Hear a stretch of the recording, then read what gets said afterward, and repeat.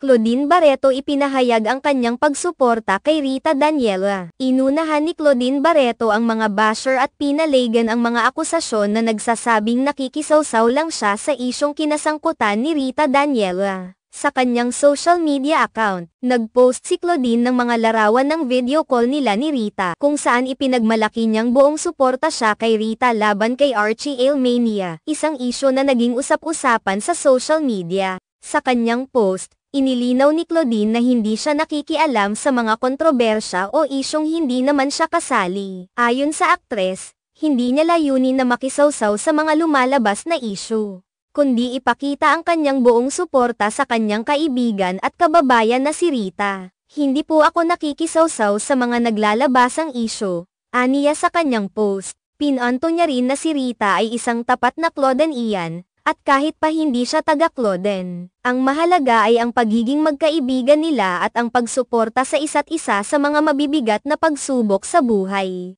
Inisa-isa ni Claudine ang mga dahilan kung bakit niya pinili na magbigay ng suporta kay Rita, kahit pa alam niyang magdudulot ito ng mga negatibong komento mula sa ilang tao. Rita has been a true-blooded Claudenian, supporting me through my highs at lows, pahayag ni Claudine. Ipinahayag din ng aktres na walang kinalaman sa pagiging isang Claudenian ang pagbibigay niya ng suporta kay Rita, kundi ang pagiging isang ina at isang tao na may malasakit sa kapwa. Claudenian man si at Miss Rita Daniela o kahit sino di Claudenian, it does not matter. She is a mother.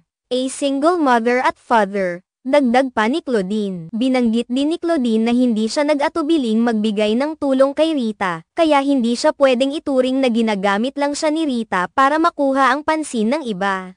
I went out of my way to be there for Rita. Aniya, tinulungan at pinili niyang maging isang tunay na kaibigan kay Rita, kaya hindi niya matatanggap na ang kanilang relasyon ay ituring bilang isang pagkakasangkot sa hindi tamang dahilan. Para sa mga taong nagsasabing ginagamit siya ni Rita, inihayag ni Claudine na hindi ito totoo at hindi tama. Sa mga nagsasabi o magsasabi ginagamit niya ako, please know that she isn't.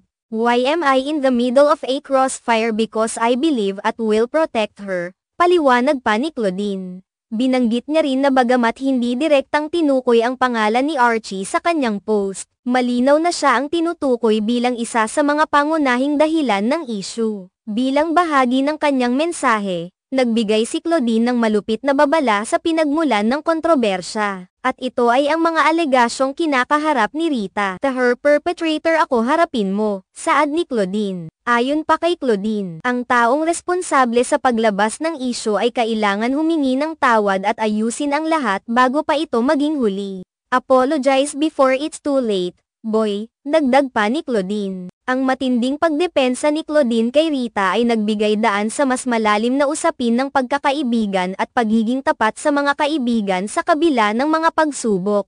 Ang mga saloobin ni Claudine ay malinaw na nagsusulong ng isang mensahe ng suporta at pagmamalasakit sa mga mahal sa buhay, at hindi pagpapadala sa mga negatibong opinyon ng ibang tao. Sa kabila ng lahat ng mga puna at batikos, ipinakita ni Claudine na walang makakapigil sa kanya na ipagtanggol ang kanyang mga kaibigan, lalo na si Rita, na nagsisilbing isang halimbawa ng lakas at katatagan bilang isang ina at babae.